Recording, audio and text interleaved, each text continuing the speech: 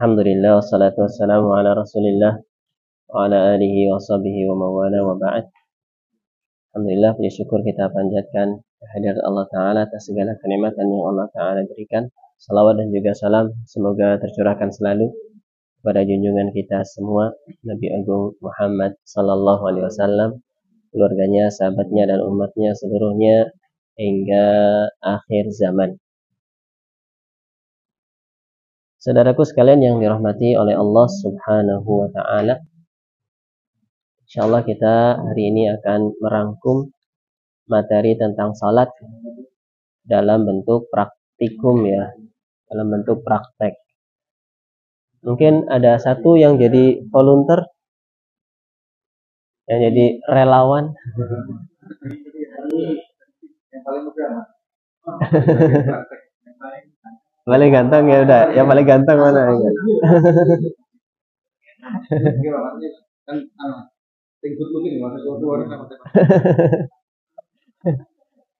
Monggo, siapa yang mau jadi relawan? Biar diarahkan.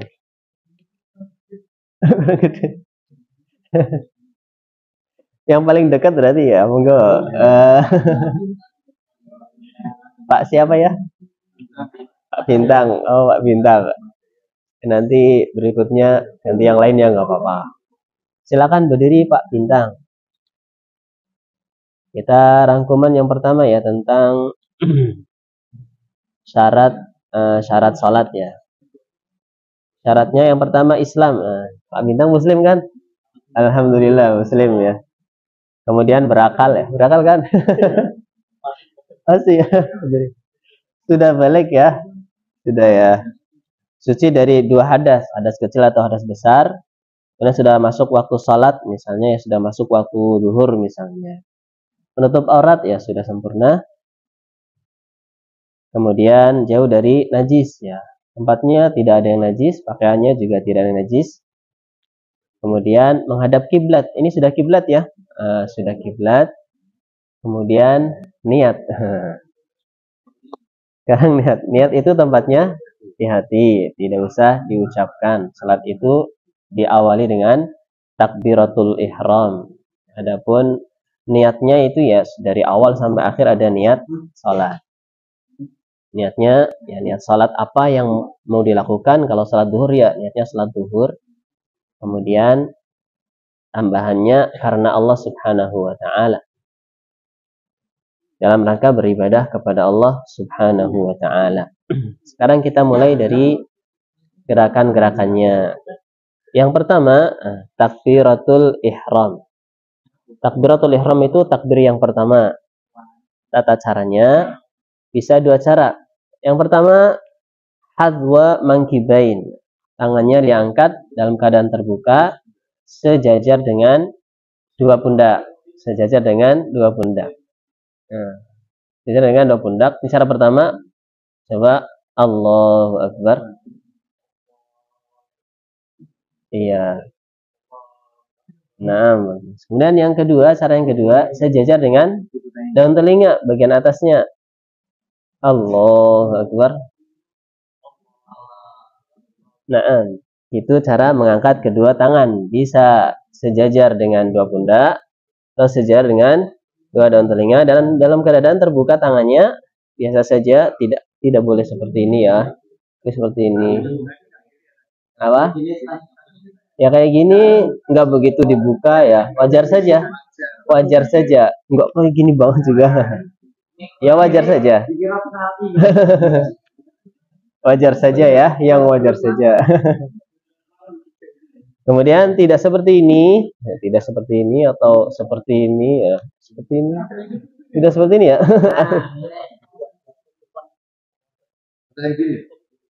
Enggak, ya sejajar saja seperti ini.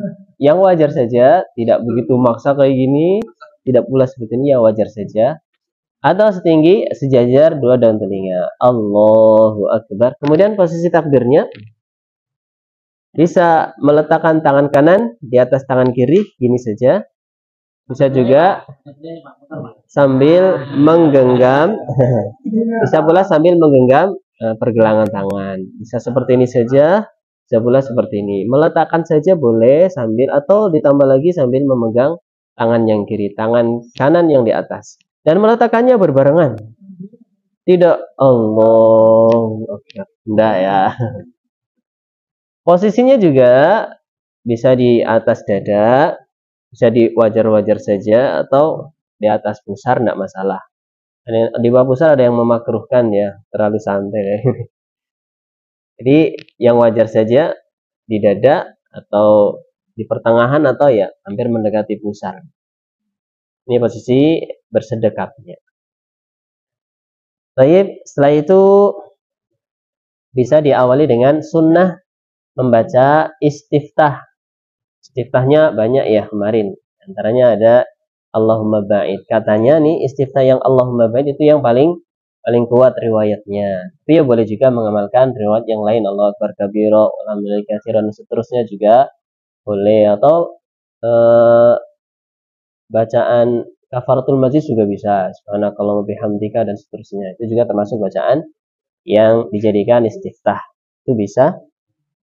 Itu hukumnya sunnah. Dan baca istiftah tidak diawali dengan ta'awudz atau bismillah. Langsung. Allahumma ba'id baini wa baina khataya dan seterusnya. Setelah itu disunahkan membaca ta'awudz. Membaca ta'awudz. Ta'awudz itu a'udzubillahi minasyaitonir rajim. Boleh. Atau a'udzubillahi minasyaitonir rajim min hamzihi wa nafthihi wa nafthihi, ya boleh. Dan setelah itu membaca basmalah. Bismillahirrahmanirrahim. Kalau dalam salat sirriyah, salat yang lirih, ya dibaca lirih semua. Kalau dalam bacaan jahar, bacaan basmalah ada khilaf. Mau dijaharkan, dikeraskan boleh. Bismillahirrahmanirrahim. Boleh dilirihkan. Ya boleh juga. Jadi, fadhal, mau pilih yang mana? Mau dijaharkan, silakan. Mau dilirihkan, bismillahnya juga silakan. Kemudian, setelah itu membaca surat Al-Fatihah.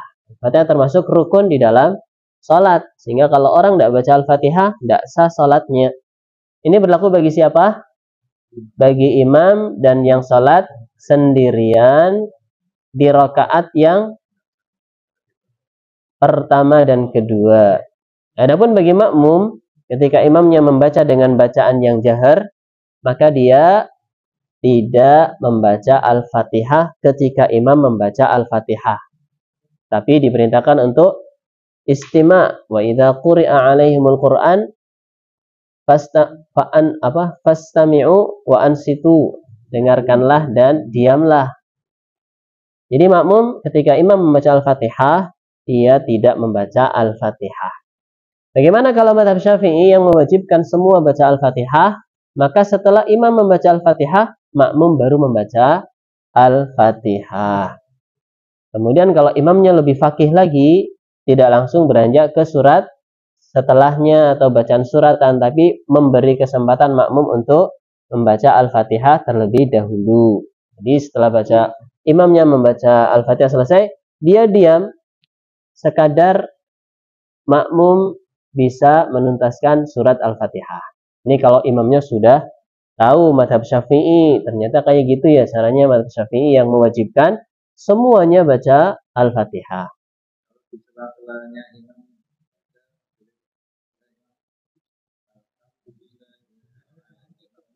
Oh, udah silakan.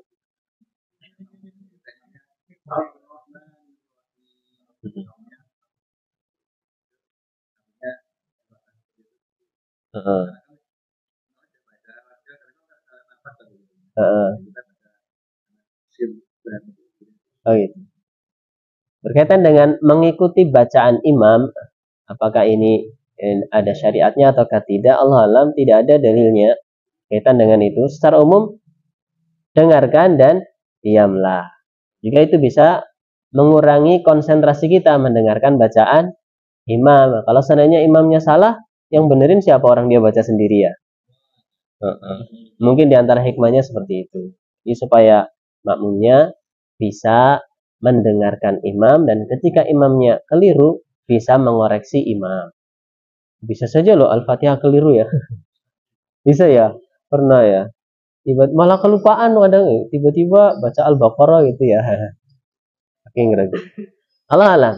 Apa hukumnya itu seperti apa kurang tahu, yang jelas saya tidak menemukan dalil ketika seorang makmum menjadi makmum dia mengikuti bacaan imam. Ini kadang saya sering melihatnya, nggak tahu mungkin mereka punya dasar atau apa, nggak tahu ya. Ketika dia jadi makmum kok mulutnya gerak-gerak kayak mengikuti imam gitu loh. Makmumnya kayak mengikuti imamnya gitu loh. Bahkan sampai surat-suratnya dia ikut-ikutan. Cuman kalau pas nggak hafal nggak tahu bisa ikuti apa enggak gitu ya. Jadi tentunya perlu dalil yang menunjukkan bahwasanya makmum mengikuti bacaan imam, artinya imam selesai makmum baca, imam selesai makmum baca. Saya tidak menemukan dalilnya. Jadi pada asalnya adalah diam dan mendengarkan bacaan imam. Kemudian setelah itu membaca suratan. Baca suratan hukumnya apa ya? Sunnah. Kalau tidak baca suratan di rakaat pertama sama kedua hukumnya makruh, tapi tidak berdosa. Hukumnya makruh. Tidak berdosa. Tidak berdosa. Karena itu sunnah. Dan kalaupun lupa, tidak sujud sahwi kalau lupa baca surat setelah Al-Fatihah. Ini karena dia hukumnya sunnah. Hukumnya sunnah. Tapi kalau lupanya Al-Fatihah bagaimana? Rakaat yang pertama dianggap belum ada. Jangan dibatalkan salatnya. Rakaat pertama dianggap belum ada. Jadi ketika masuk rakaat kedua baru dihitung rakaat pertama, nanti ketika mau salam atau setelah salam sujud sahwi. Jadi kalau Al-Fatihahnya terluputkan, lupa, karena itu rukun, maka harus diganti. Menggantinya bukan Al-Fatihahnya saja, tapi rakaat yang ada Al-Fatihahnya itu. Sehingga rakaat pertama dianggap belum ada. Tanpa perlu membatalkan sholat, nggak perlu takbiratul ihram lagi. Jadi ketika masuk rakaat kedua, hitungannya baru rakaat ke-1. Sebagai ganti rakaat pertama yang tidak ada Al-Fatihahnya. Nanti sebelum salam atau setelah salam, bisa sujud sahwi, sujud karena lupa. Baik, baca suratan hukumnya sunnah, meninggalkannya hukumnya makruh. Kalau terluputkan tidak perlu sujud sahwi, tidak perlu menggantinya. Kemudian selanjutnya saya bangkit lagi. Setelah selesai baca suratan, rukuk. Rukuk itu disunnahkan mengangkat kedua tangan, sama seperti takbiratul ihram. Bisa sejajar dengan pundak atau sejajar dengan daun telinga bagian atas, dan nggak perlu ditempelkan ke ini.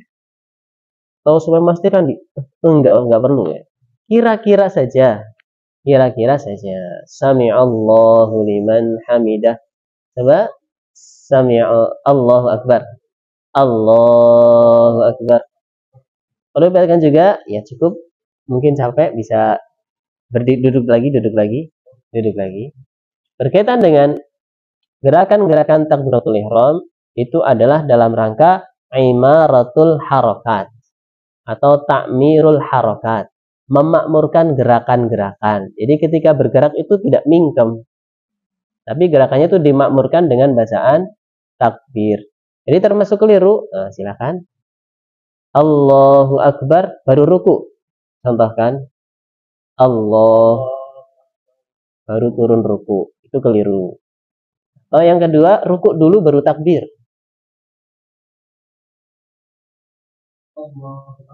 Nah, terima kasih, duduk dulu. Itu juga termasuk kekeliruan. Kenapa? Karena gerakannya tidak dimakmurkan dengan bacaan takbir. Di antara hikmah takbir intiqal, takbir perpindahan adalah memakmurkan gerakan. Kemudian posisi rukuknya, silakan. Posisi ruku yang standar ya. Tangan menggenggam kedua lutut, tidak dikepal, ya seperti itu, menggenggam kedua lutut. Tidak di atasnya, tidak pula di bawahnya.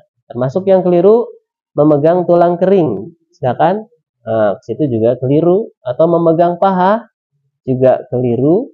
Kemudian punggungnya diratakan. Posisi yang benar lagi, di lutut. Punggungnya diratakan.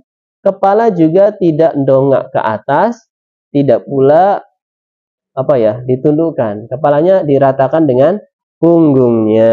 Digambarkan Nabi kalau seandainya ruku, air ditaruh di atas tidak tumpah. Ini menunjukkan menunjukkan menunjukkan punggung beliau rata ketika ruku. Adapun bacaan ruku, oh, silakan.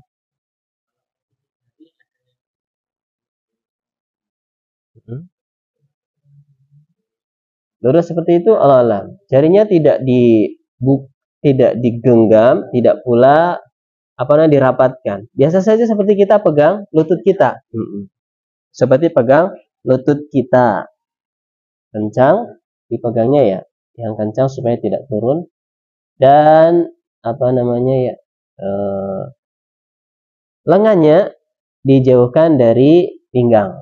Lengannya dijauhkan dari pinggang. Ya biasa aja seperti itu. Jadi kadang ada yang lengannya kayak gini, seperti ini.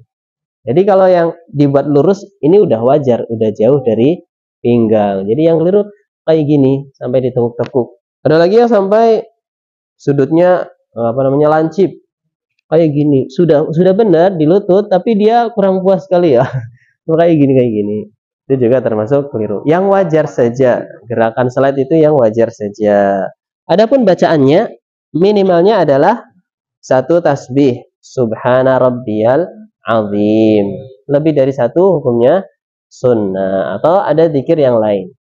Kemudian bangkit dari ruku. Sambil bangkit mengatakan sami'allahu liman hamidah. Sami'allahu liman hamidah ini dibaca oleh imam dan juga yang salat sendirian. Adapun makmum dia cukup membaca Rabbana walakal hamd atau Rabbana lakal hamd atau disempurnakan mil'us samawati dan seterusnya juga boleh. Kemudian posisi setelah ruku apakah bersedekap ataukah irsal? Di sini ada khilaf, padahal dalilnya satu. Cuma cara memahaminya berbeda. Dalilnya menunjukkan ketika bangkit dari ruku posisi seperti semula. Memahami seperti semula itu apa gitu loh. Apakah sedekap? Apakah semula sebelum sholat gitu loh. Maka itu ada khilaf ya, monggo mau sedekap lagi ya silahkan. Dengan pemahaman seperti semula maksudnya seperti sebelum ruku, atau mau irsal dilepas seperti semula maksudnya ketika sebelum sholat. Dua-duanya bisa diamalkan karena ada dalilnya, cuma beda wajhu apa namanya, wajhun nazar namanya, wijhatun nazar namanya, cara melihat dari sudut mananya itu, sehingga muncullah khilaf. Itu diantara sebab adanya khilaf, adanya perselisihan adalah wijhatun nazar, cara dari sudut mana dia memahami. Kayak misalnya Syafi'i memandang menyentuh wanita membatalkan wudu. Wijhatun nazarnya apa? Ini hakikahnya ya kayak gitu, menyentuh ya menyentuh. Tapi kalau dalam mazhab Hambali ini majaz, ini menyentuh majaz. Maksudnya apa? Berjima, maksudnya berhubungan badan. Sehingga dalam mazhab Hambali kalau tidak sampai berjima ya tidak batal gitu. Aula mastumun nisa atau kalian menyentuh wanita. Ditambah lagi dalil yang lain dari hadis Nabi mencium istrinya ketika berangkat ke masjid. Pamitannya mencium istrinya dan tidak wudhu lagi. Ini menunjukkan menyentuh istri tidak batal. Jangan menyentuh, mencium saja tidak batal. Teranggur juga mau apa lagi? Nanti keburu iqomah. Bangkit dari ruku bisa ke posisi semula dengan sedekap atau posisi semula irsal. Semuanya namanya posisi semula. Cuman beda sudut pandangnya. Setelah itu bisa bangkit lagi. Bacaannya adalah Rabbana walakal hamdu atau lakal hamdu. Masih ingat? Ini siapa yang membaca Rabbana walakal hamdu? Makmum. Imam baca enggak? Tidak boleh membaca lebih afdal. Jadi imam membaca Sami'allahu liman hamidah dan juga Rabbana walakal hamdu itu lengkap sampai bil usama dan seterusnya. Baik. Setelah itu kita turun menuju sujud. Turun menuju sujud ini Sama ini, dalilnya satu, tapi sudut pandangnya berbeda. Jangan sujud seperti unta.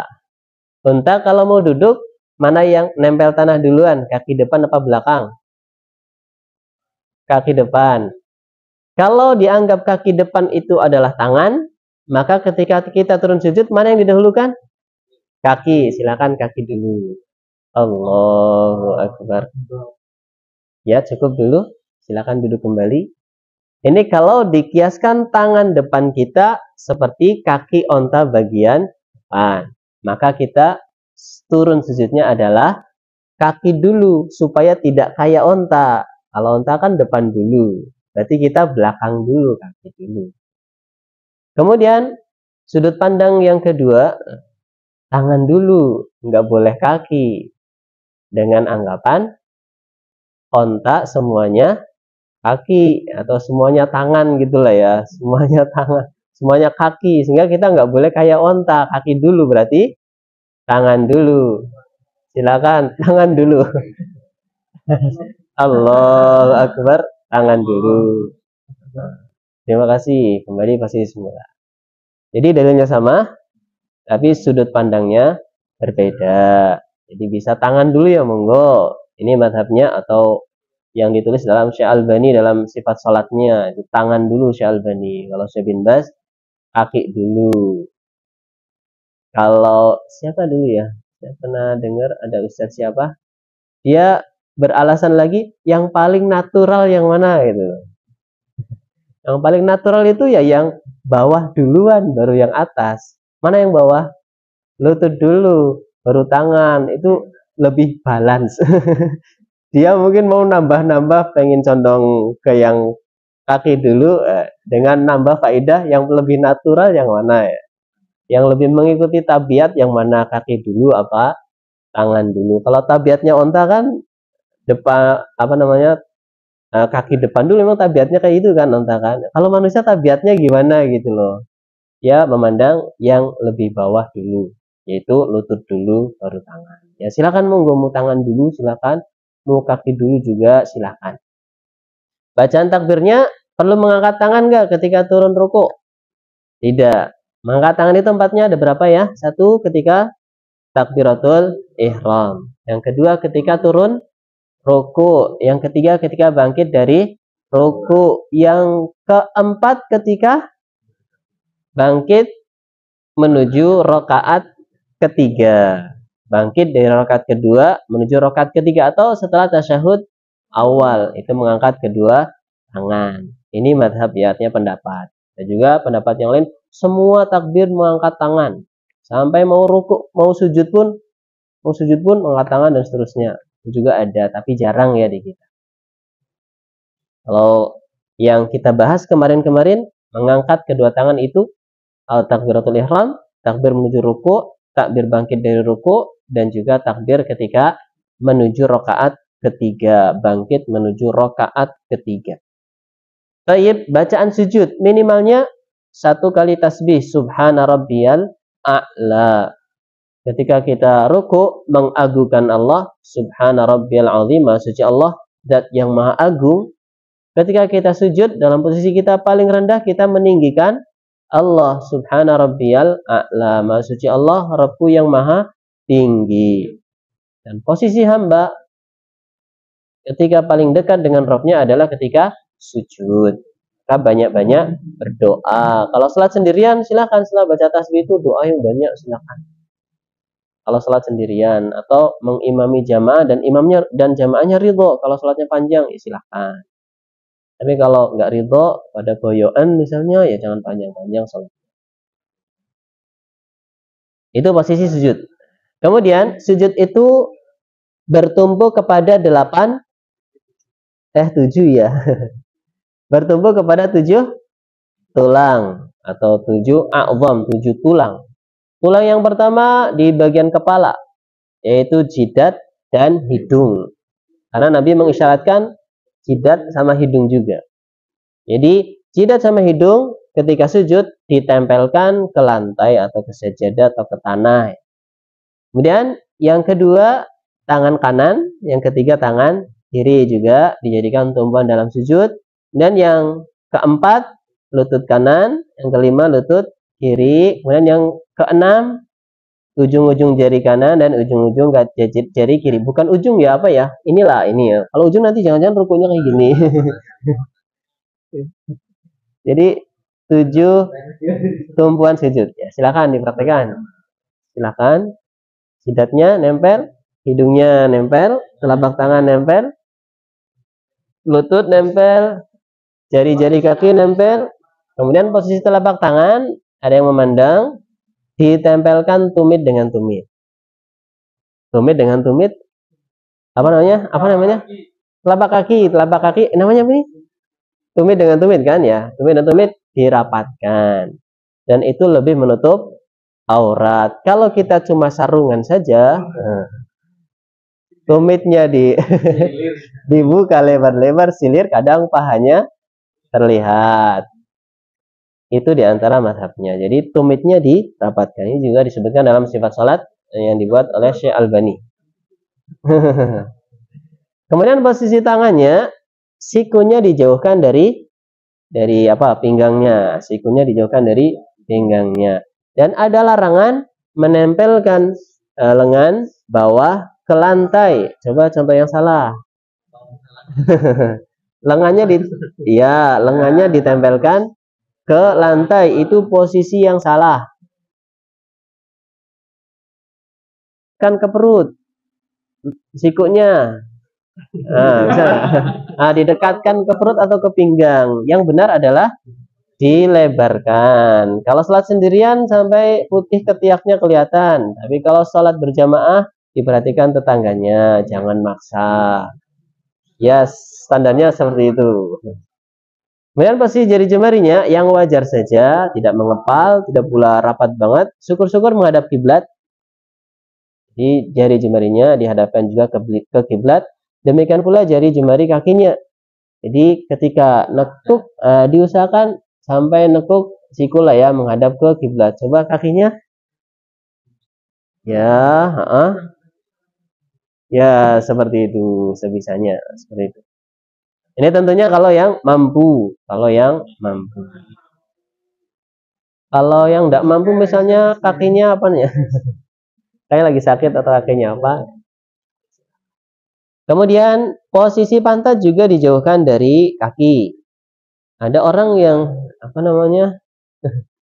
rukuk yang salah itu, coba pantatnya didekatkan ke kaki. Berarti posisi kepalanya dekat ke lutut. Posisi kepalanya dekat ke lutut. Atau hampir posisi merangkak gitu ya, hampir posisi merangkak. Pendek banget itu ya. Ini yang repot kalau visi kita panjang, sajadahnya pendek. Kalau jamaah itu kan sajadah yang murah-murah, kasar-kasar itu pendek-pendek gitu. Ya sebisanya. Fattaqullaha. Oh iya. Jadi kalau gitu ya fattaqullaha mastata'tum. Ya, semampunya. Bisa posisinya sujud kayak gitu ya nggak apa-apa. Bisa sujudnya kayak gitu ya nggak apa-apa. Nah, ini ketentuannya semuanya itu jika memungkinkan. Jika memungkinkan. Kalau seandainya situasi nggak memungkinkan, misalnya safnya pendek-pendek, nggak bisa sujud dengan sempurna, ya semampunya. Semampunya. Apa ya? Saya pernah lihat orang itu sujud kayak gini, tangannya itu kayak gini. Seperti ini. Jadi perutnya hampir nempel ke paha.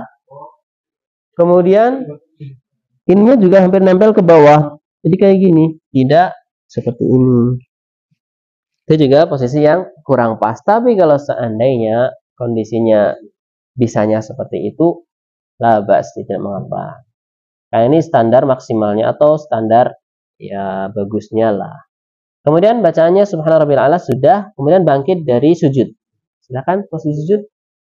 Bangkit dari sujud biasa saja sambil baca takbir. Allahu Akbar.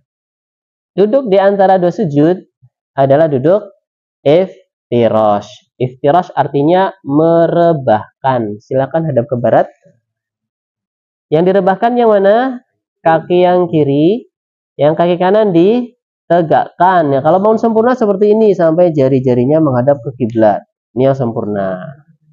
Kalau kita perlu diet misalnya, ya nggak apa-apa agak ke belakang atau nggak bisa ditekuk, mungkin jempol kuku kaki jempolnya lagi ya seperti itu, cantengan misalnya nggak bisa ditekuk ya seperti itu. Atau yang biasanya badannya gemuk sekali ke pinggir malah nggak bisa, ya semampunya. Yes. Iya, ini perlu semampunya.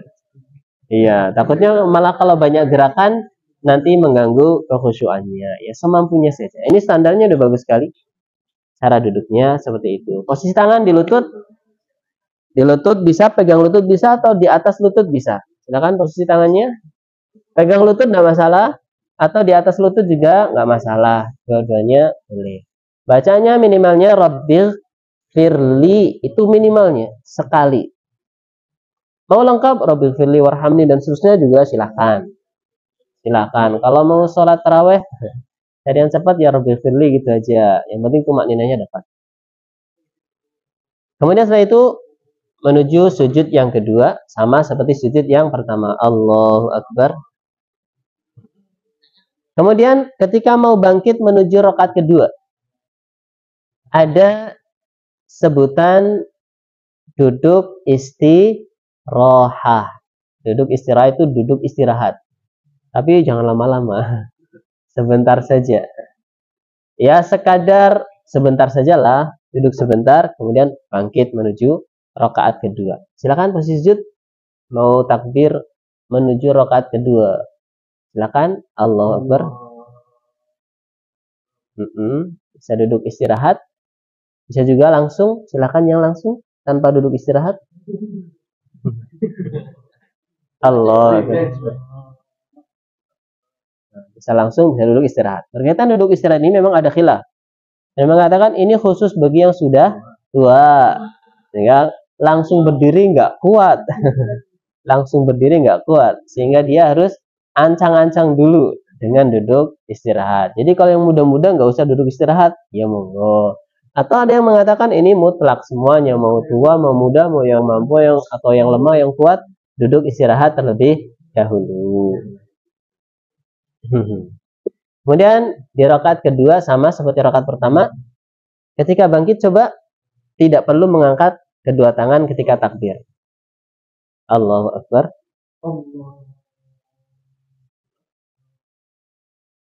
Tidak perlu mengangkat kedua tangan, karena ini menuju rakaat kedua. Adapun yang mengangkat tangan itu menuju rakaat ketiga. Sama seperti yang pertama, rakaat pertama bacaannya Al-Fatihah, Bismillahirrahmanirrahim. Mau ta'awud lagi silahkan, mau enggak silahkan. Mau ta'awud lagi silahkan, mau enggak silahkan. Kemudian setelah Al-Fatihah, kalau membaca suratannya dari awal surat, baca Bismillah lagi. Kalau tidak dari awal surat, maka langsung saja baca ayatnya. Mau ta'awud lagi ya silahkan. Mau ta'awud lagi silahkan. Karena bacaan Bismillah itu dilakukan di awal surat, bukan di tengah surat. Kalau kita lihat mushaf saja ya Bismillah di awal surat semua kan? Bismillah di awal surat saja.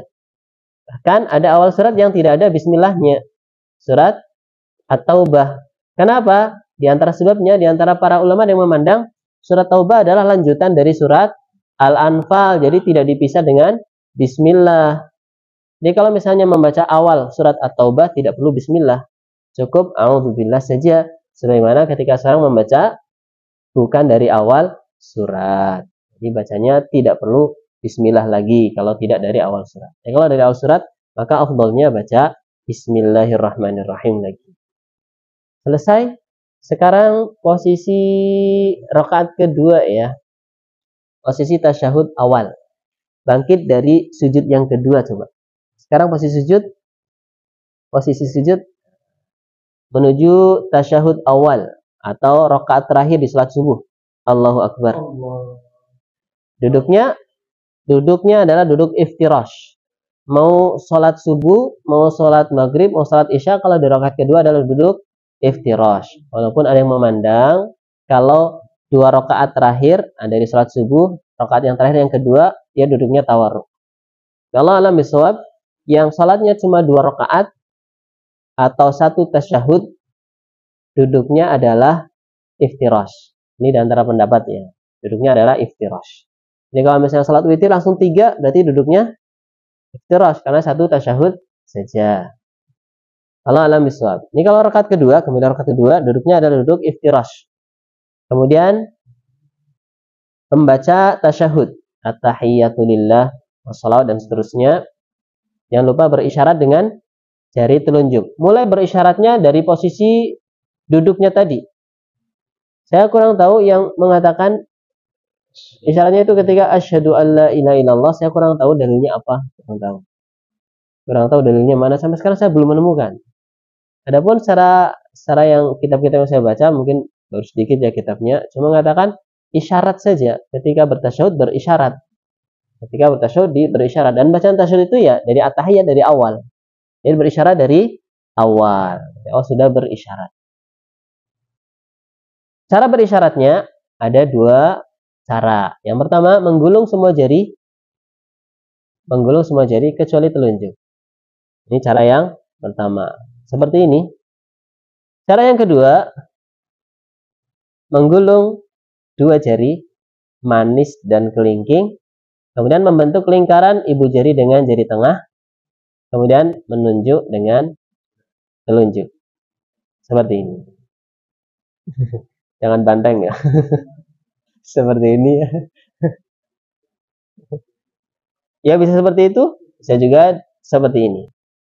Kemudian berkaitan dengan tahriku sababah, menggerakkan ujung jari, ini ada khilaf. Yang memandang digerakkan itu ketika musim dingin, para sahabat sholat, selimut mereka gerak-gerak. Berarti menunjukkan jari mereka bergerak ketika sholat. Dan juga berdalilkan dengan hadis, gerakan telunjuk di dalam tasyahud itu lebih berat bagi syaitan.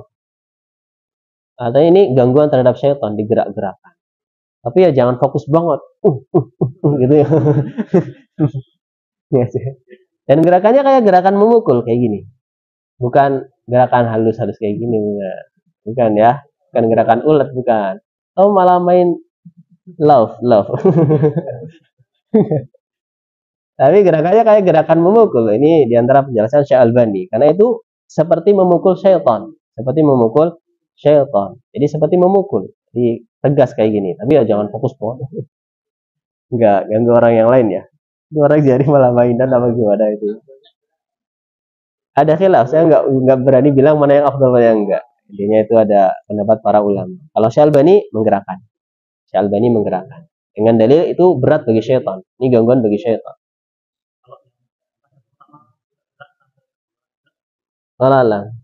Umumnya isyarat semuanya bergerak, baik tasyahud awal ataupun tasyahud akhir. Ini yang memandang digerakkan. Kalau saya biasanya nggak gerak. Kalau saya nggak ikut Syekh Albani, tidak digerakkan. Saya nggak gerak. Kalau saya nggak gerak ya, saya. Kemudian bacaan tasyahud itu sampai apa ya? Wa asyhadu anna Muhammadar Rasulullah. Nah setelah itu ditambah salawat.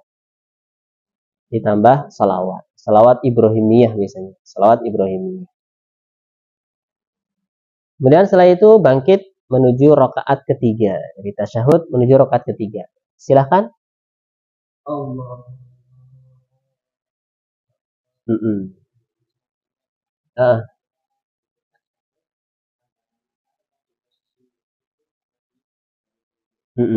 Di jari tunjuk ada sebagian pendapat para ulama ke jari telunjuk melihatnya, dan juga yang memandang ya seperti hukum asal ke tempat sujud. Itu sunnahnya. Kalau memandang fokus banget. Bukan kayak gini. Lah ya. Itu memandangnya ke jari tunjuk yang berisyarat, silahkan. Mau ke tempat sujud juga silahkan. Ya Allah alam, hukum asal ya ke tempat sujud.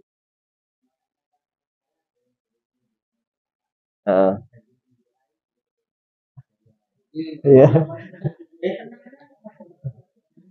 Lain. Pakai telunjuk ya. Kalau ini nggak seperti tayamum menggantikan wudhu. Kalau nggak ada ya udah nggak apa-apa. Kalau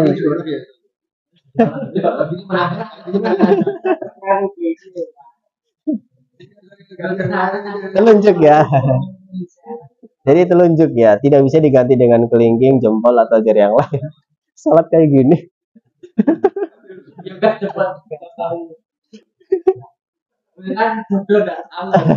Dan tidak diganti dengan yang kiri juga. Oh iya gitu. Oh iya. Ini ada tapi kena cicak misalnya. Wah nggak masalah, ada satu lagi gitu. Enggak ya. Jadi kalau ini nggak bisa diganti. Kalau nggak ada ya sudah, nggak apa-apa. Kalau jarinya nggak ada ya sudah nggak apa-apa. Adanya segini ya segini nggak apa-apa juga. Tidak bisa diganti. Allah bisa. Kemudian setelah itu bangkit menuju rakaat kedua. Perlu diperhatikan juga ketika bangkit ketika bangkit berdiri, ketika kita bertumbuh kepada tanah, itu ada hadis yang lemah ya. Namanya ajin. Ajin itu seperti ngadon gue, jadi mengepal. Jadi ketika bangkit dengan mengepalkan kedua jari, ini hadis sandarannya hadisnya lemah. Jadi afdalnya ya tetap terbuka saja. Tidak perlu melakukan ajin dengan dikepalkan ketika berdiri. Tapi kalau misalnya ada yang mengepalkan ya kita jangan frontal juga ya.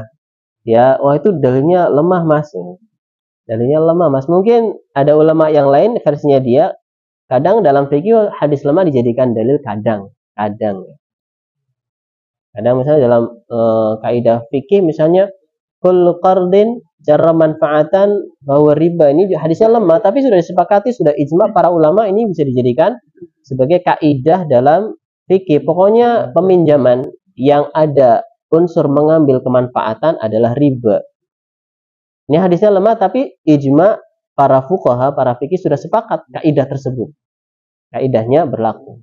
Jadi kalau minjam-meminjam tidak boleh mengambil manfaat, entah itu manfaat berupa uang atau saya mau minjemin kamu ya, tapi syaratnya saya boleh pinjam motornya ya. Itu manfaat pinjam motor juga riba itu. Karena dalam meminjam itu tidak ada unsur mengambil manfaat. Jadi kalau meminjam atau menghutangi itu ya tabarruk. Tabarruk itu ya rela, sukarela. Jadi semata-mata hanya mengharapkan ganti dari Allah, bukan ganti dari manusia atau upah dari manusia. Jadi hadis berkaitan dengan bangkit dengan mengepalkan seperti ngadon kue, itu hadisnya lemah. Tapi kalau mau diamalkan, karena sebagian saudara kita ada yang mengamalkan ketika bangkit dikepalkan ya silakan. Tapi kalau saya lebih condong tidak diamalkan karena hadisnya lemah. Di bangkitnya biasa saja seperti yang dicontohkan sama bintang ya. Bintang. Dan ketika rakaat kedua silakan bangkit rakaat kedua, Allahu Akbar. Jangan lupa disunahkan mengangkat kedua tangan ketika mau bersedekap. Allah. Ini termasuk sunnah mengangkat kedua tangan yang keempat. Pertama takbiratul ihram, kedua ruku, ketiga bangkit dari ruku, yang keempat ketika bangkit dari rakaat yang kedua.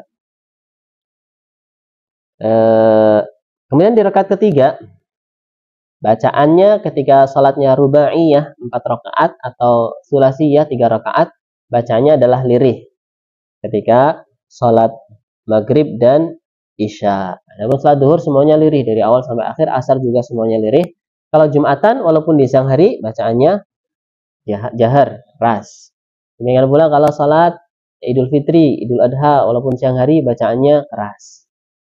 Ada yang mencoba-coba cari hikmah, kenapa sih kalau malam sholatnya keras, kalau siang sholatnya lirih? Katanya dulu di fase Mekah, kalau sholat kedengaran suaranya berbahaya, ada ya bunuh dan sebagainya. Ya Allah bisa, kalau ini tumpuannya kita adalah dalil. Pokoknya ada dalil seperti itu ya manut gitu. Gak usah cari bingung lah, ketoe gitu kan, repot gitu. Udah sampai fa'atokna gitu kan gampang. Dalilnya kayak gitu ya sudah. Karena ibadah itu tawakuf, artinya berhenti di atas dalil, ngikuti dalil. Di rakaat ketiga bacanya lirih dan tidak disunahkan membaca suratan, cukup baca Al-Fatihah saja. Kalau baca suratan boleh, ya silahkan. Tapi Allah alam nggak ada dalilnya. Nggak ada dalilnya. Kemudian menuju rakaat ketiga sujud, kalau maghrib berarti sudah tuntas, selesai. Nanti ada tasyahud akhir. Kalau yang 4 rakaat berarti nambah lagi rakaat yang keempat. Sekarang kita ingin praktek tasyahud akhir.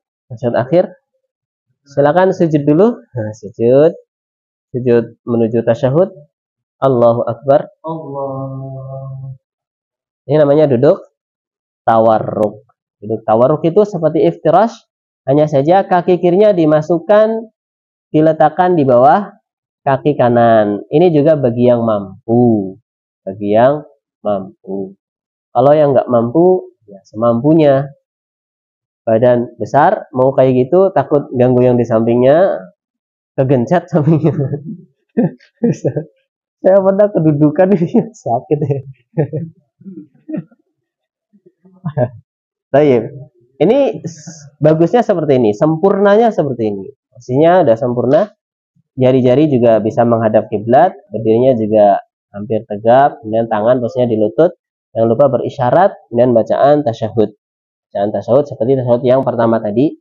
Dan disunahkan setelah selesai tasyahud fil alamina innaka hamidum majid, bisa ditambahkan doa perlindungan dari 4 perkara apa 5 ya?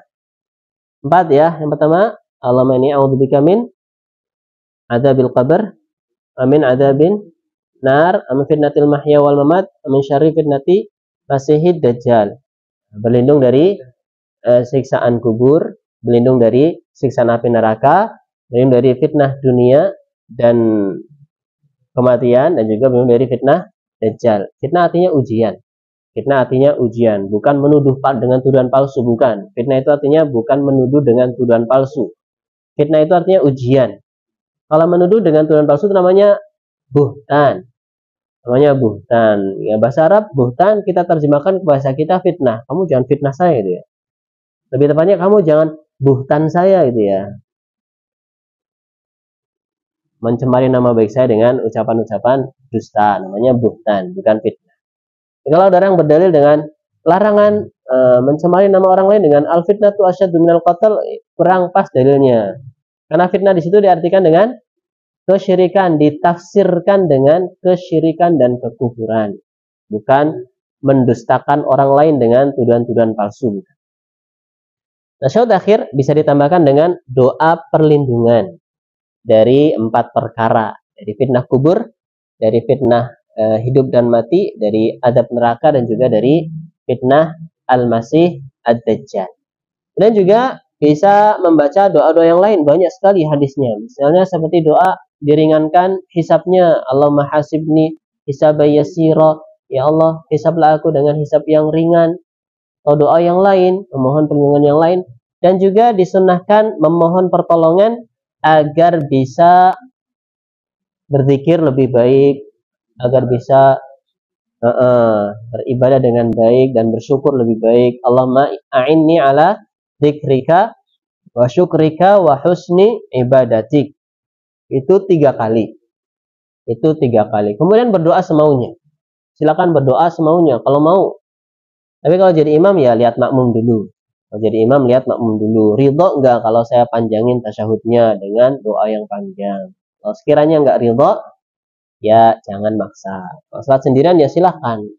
Setelah membaca doa yang tadi, zikir yang tadi, silakan tambahkan doa-doa yang lain. Allah alam, sebagian ulama memandang ini harus berbahasa Arab. Jadi kalau yang nggak bisa bahasa Arab, ya udah Rabbana atina fid dunya hasanah aja gitu ya. Tahu maknanya, dan itu doa yang paling mencakup ya. Doa yang paling mencakup semua kebaikan. Rabbana atina fid dunya hasanah wa fil akhirati hasanah wa qina adzabannar. Termasuk dalamnya minta jodoh ya pakai doa itu, monggo. Minta tambahan ya silakan pakai itu. Dan seterusnya. Allahu ta'ala alam bisa. Kemudian setelah itu mengucapkan salam. Salam yang pertama ke kanan, assalamualaikum, boleh. Assalamualaikum warahmatullahi, boleh. Assalamualaikum warahmatullahi wabarakatuh juga boleh. Tapi yang sering-sering assalamualaikum warahmatullahi. Salam yang kedua juga assalamualaikum warahmatullahi. Dan tidak ada zikir tertentu. Setelah salam pertama apa, setelah salam kedua apa, tidak ada zikir tertentu. Nah, ma'rifah. Ada yang bingung loh, ma'rifah nakir apa gitu ya. Ma'rifah itu ada alif lamnya. Ma'rifah itu ada alif lamnya. Yang ada riwayatnya ada alif lamnya. Kalau kita dalam perbincangan sehari nggak ada alif lamnya, silakan salamun alaik, boleh. Kalau dalam salam, assalamualaikum. Assalamualaikum warahmatullah. Assalamualaikum warahmatullah.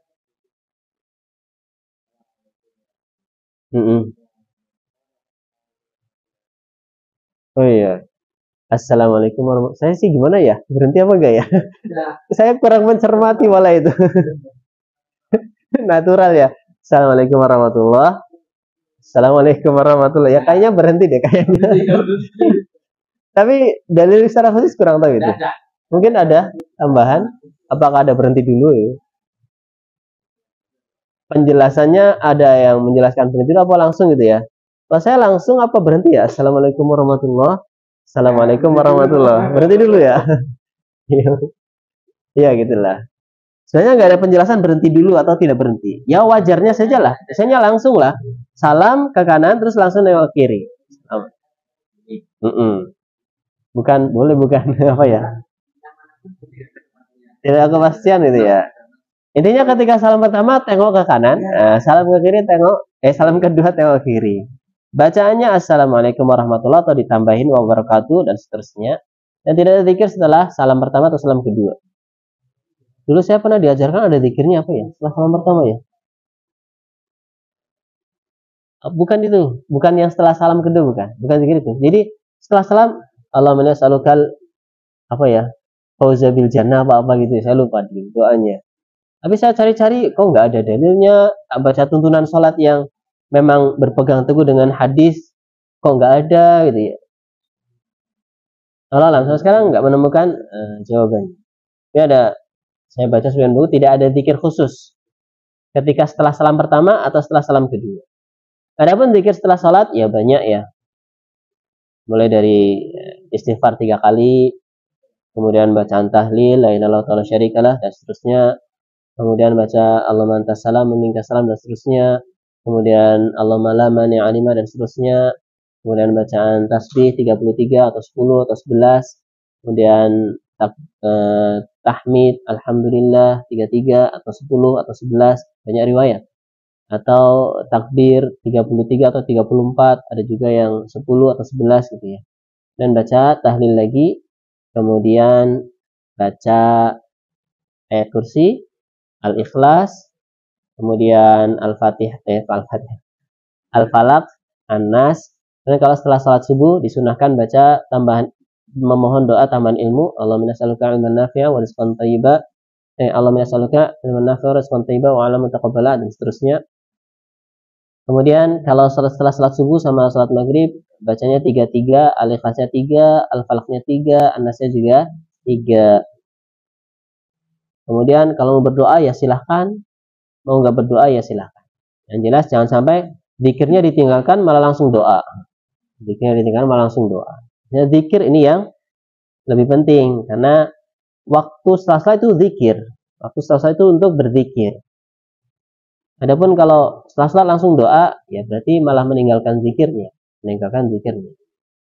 Allah Ta'ala alam isab, ini rangkuman dari fikih tata cara sholat. Mungkin ada sesuatu yang belum tersampaikan, barangkali bisa diingatkan. Barangkali ada pertanyaan, sudah habis waktunya ya. Jadi silakan. Silakan.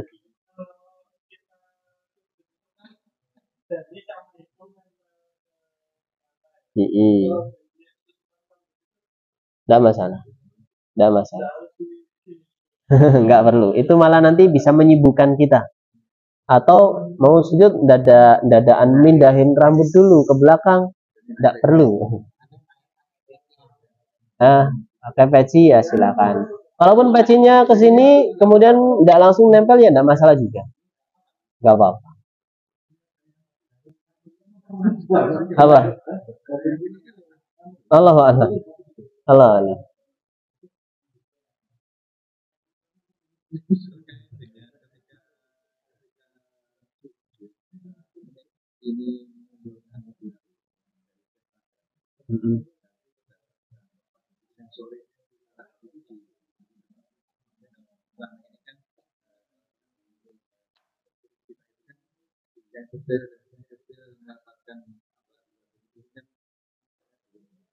Mm-mm.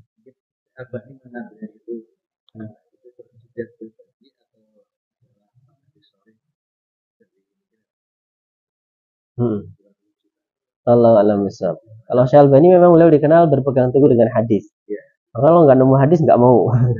Nggak mau. Kalau yang itu kan selama ini kan kita itu kan Eh, yang sore itu kan kayaknya yang sore belum. Sore artinya jelas ya. Yang secara jelas menempelkan tumit dengan tumit belum diketemukan. Allah alam bisa. Juga saya kurang mencermati ya, hadisnya bagaimana. Allah taala alam. Assalamualaikum. Assalamualaikum. Saya nggak tahu itu dasarnya dari mana. Saya nggak tahu.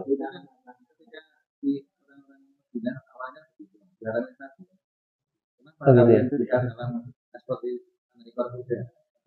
Oh gitu. Uh-uh. Oh malah ada larangannya ya? Allah. Oh, gitu. Ternyata ada larangannya. Saya juga baru tahu nih, masya Allah. Kaidah ini. Monggo.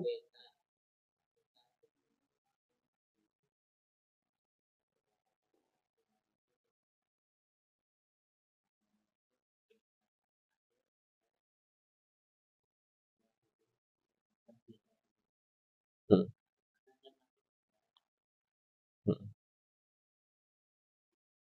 Kaitan dengan dengan makmum yang masbuk. Ketika dia telat, imamnya sudah tasyahud akhir, duduknya tawarruk. Apakah makmumnya ikutan tawarruk atau duduk iftirash gitu ya? Duduk iftirash ya. Dia bukan rakaat terakhir misalnya, duduknya iftirash apa tawarruk?